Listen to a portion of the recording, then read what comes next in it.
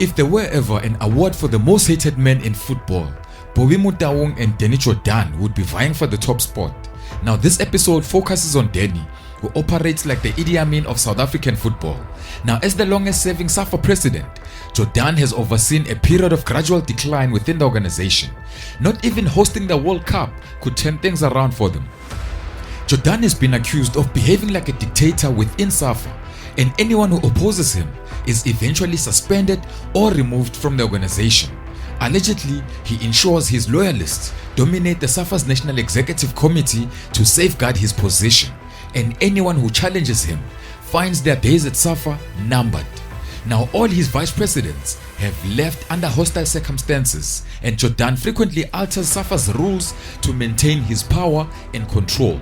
He's been accused by former NEC members of using SAFA's money for his own personal benefit. I mean, he said it in my face to say, I am not going to argue with him. I am not going to say anything bad about him because he brought me here. So that kind of fear, that's where you find the executive cannot really so an entire National Executive Committee fears the fact that Dr. Danny Jordaan, according to what I'm hearing, might kick you out of the NEC, therefore they keep quiet? There's a list of those that have been kicked out for saying something. There's a list.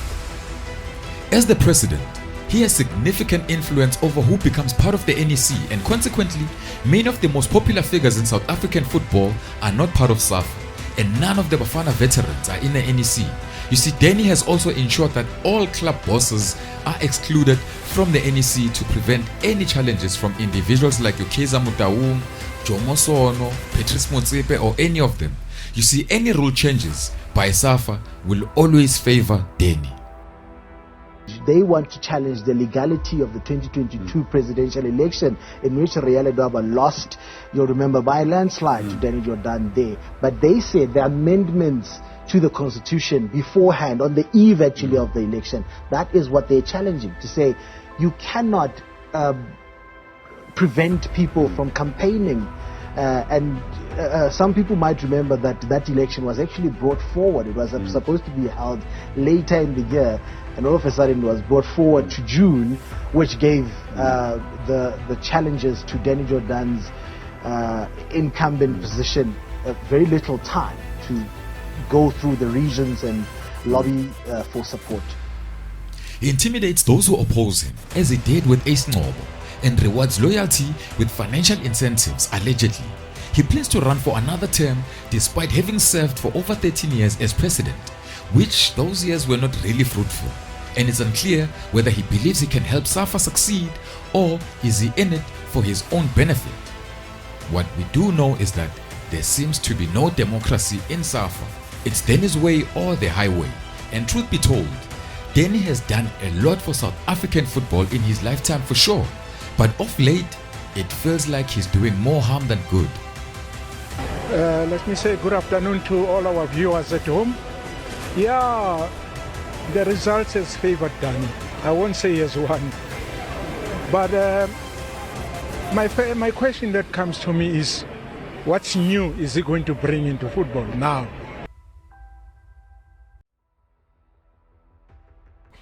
One of the reports, or it is reported that the CEO that just left now, right, Tebogo Motlanthe, his office had cameras in it. Well, I wouldn't be surprised. We're talking about a very paranoid... And he asked, can I have the footage to which these cameras that have been hooked into my office? And he was told that no, he couldn't have them. That is what is being reported. That is what has been rumored.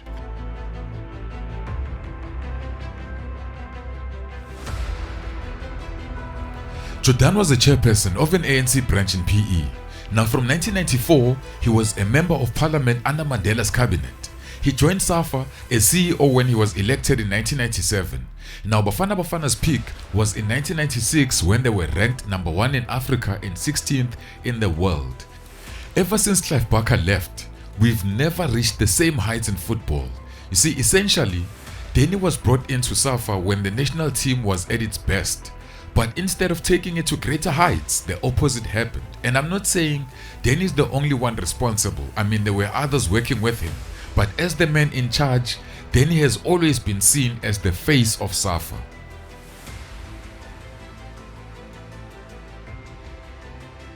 Around 2004, Danny headed the 2010 World Cup committee, and the country rejoiced when we won the bid.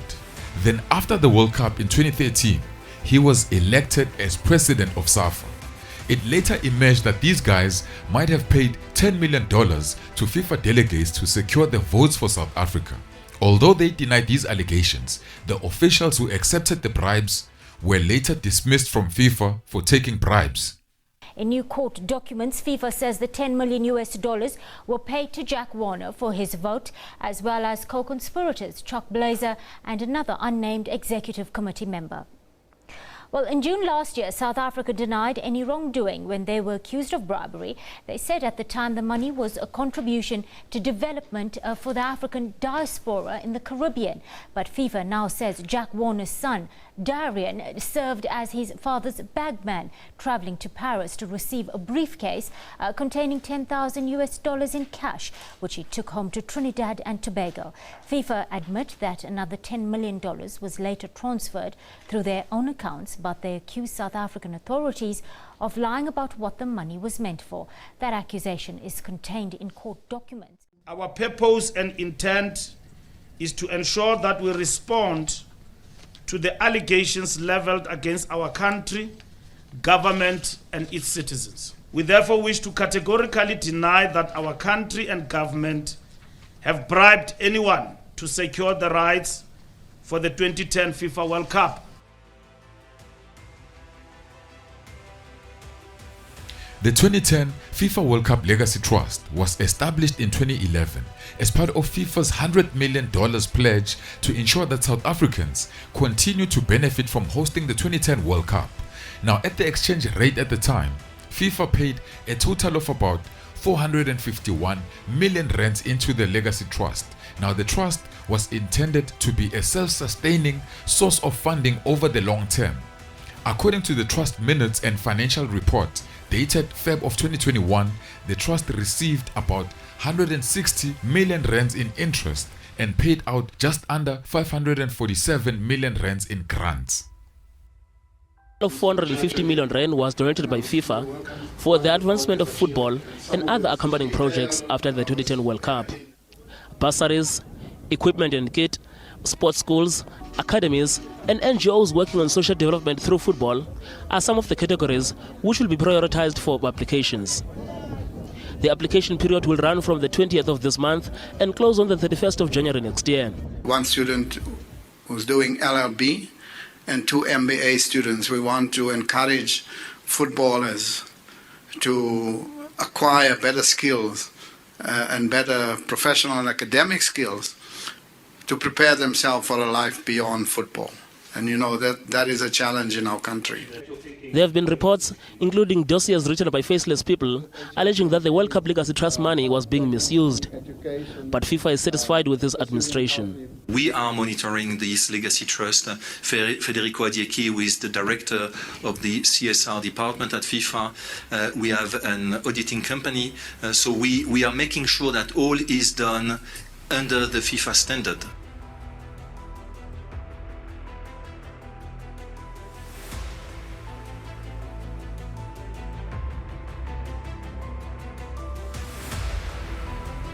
By Feb of 2018, the Trust's trustees discussed an exit strategy and the winding up of the nearly depleted trust. Now, by the end of 2021, the self-sustaining trust had less than 5 million rands in the bank.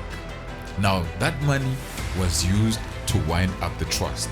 And honestly, I feel like the whole country wasn't outraged enough over this issue, because this was a lot of money that these people wasted.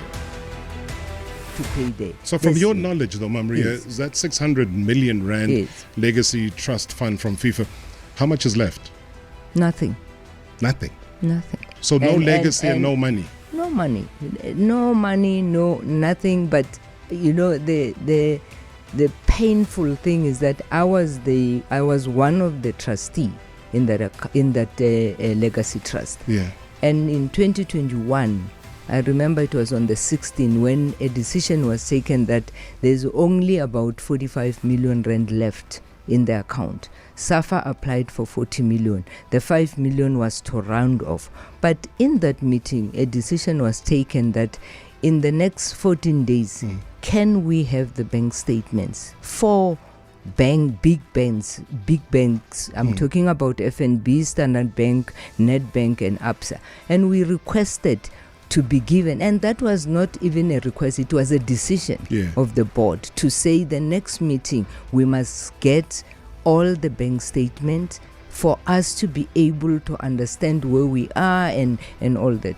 And what happens? The next meeting, the president comes to the NEC and say, I received a call from FIFA that all the board members from SAFA must be removed, and were removed.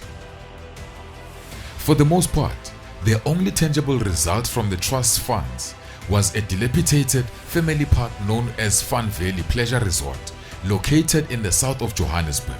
Now the plan was to develop it into the SAFA National Technical Center, creating a hub for football-related research, development and training.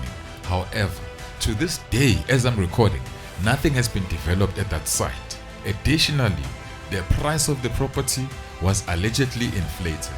I think these guys got kickbacks at the back end of this deal. Banyana Banyana held their own at the World Cup despite drama over bonuses on the eve of the tournament. But their fight for proper pay exposed an open secret. The South African Football Association is in financial trouble. If you want to know why, one place to find answers is here, at the Fun Valley Pleasure Resort outside Johannesburg. In 2015, SAFA bought this water park for 65 million rands, with the dream of turning it into a technical center for our national teams. But from the start, there were problems. One, the water park was only worth 35 million rands, according to SAFA's former CEO Dennis Mumble, but the owner refused to drop his price, saying he had negotiated the deal with SAFA President Jordaan. 2, Fun Valley had no sports fields, so SAFA had to pay to build an AstroTurf and 2 other training fields. And 3, there was no sewage system, so SAFA had to pay 120,000 rands a month to truck sewage off the property. The acquisition of Fun Valley was supposed to save SAFA money in the long run, but 8 years later there's no sign of the world-class training facility, hotel and conference center that was promised. Instead, the senior national teams continue to camp in hotels, and SAFA's very large NEC holds meetings elsewhere, costing the cash-strapped SAFA millions of rands. In January, SAFA announced it needs another 600 million rands to finish Fun Valley.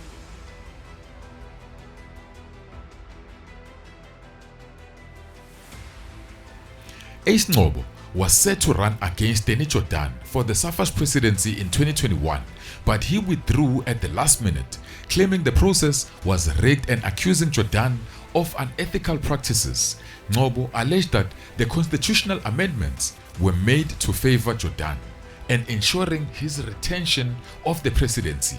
Nobo walked out of the elective Congress at the Sandton Convention Center on the 26th of May in 2018 after unsuccessfully attempting to halt the Congress, citing non-compliance with the various SAFA rules. He also claimed to have been threatened by some delegates. I thought that by registering its illegality, they would then entertain and discuss, and we convince ourselves that it is not right. So, and on top of that, I received threats inside. There's a delegate that threatened to smash my face, so I don't feel safe. I have to leave. Jordaan was clearly not happy with the media for entertaining talk that the process was illegal and in violation of the SAFA statutes. You guys must stop nonsense. It's nonsense, absolute nonsense. And you only do it to football. And why you do that? The allegations are biased and normal. Yeah. No, but no. Some of you actually wrote as if it's true. Former SAFA's Vice President Riali Dwaba also began speaking out against Jordaan after she lost the race of SAFA's presidency in 2022. Also, she was calling for an intervention by FIFA, Now Ledwaba urged the World Football Governing Body to disband the leadership of SAFA. Now initially, SAFA banned her from all football-related activities, a decision they later reversed. Former SAFA Vice President Ria Ledwaba has called out poor leadership and reckless spending at the organisation following SAFA's sudden U-turn on its decision to ban her from all football activities. At a press conference earlier today, initially aimed to respond to the ban, it was announced that the SA Football Association had sent another letter last night, changing their tune. Essentially, she was banned from all football matters by the association in a letter sent to her on the 6th of March already. It just so happened that the story only broke last week, but she was declared by the association persona non grata from all football-related activities. But in this letter now that was sent to Ria Ledwaba last night, retracting that or withdrawing, if you like, saying they regret, it says here in paragraph 5, we regret having sent you the letter dated the 6th of March 2024, which is hereby withdrawn. So officially that means you are no longer declared persona non grata or banned, but it was strange why they sent the letter in the first place. Here's why I think Jordaan remains secure at SAFA. You see, according to FIFA regulations, political interference in football is prohibited. Now this means SAFA must resolve its own internal issues independently. If they can't, FIFA will step in. But if Danny is the dictator that some claim he is, he can manipulate the narrative to make himself look good in front of the government or in front of FIFA. Now SAFA, with the help of Danny, they've structured their regulations or their rules to prevent outsiders, anyone who's not part of SAFA, from participating in the presidency, giving Danny significant influence over who can be involved in SAFA and to what extent. Now consequently, many veterans are excluded from SAFA and have no say in its operation. Now with neither the president of the country nor external parties able to intervene, Danny holds ultimate power and appears indifferent to any challenges against his authority. Footballing legend. Thank you so much for your time. The results are out. Your thoughts? We knew about the result that is going to be like this, but at the end of the day, we need change, whether you like it or not. The result, even if you can say that let's vote tomorrow, it's still going to be the same, because the people that are voting are from the regions. But if you can say that let's vote, everybody vote, I mean, it was going to be something that is different. But we need change, because our football is down the drain. We are not going to give up. My message to them, everyone that was voting, and everyone, including the president, is that you might have won the battle, but the war is not over.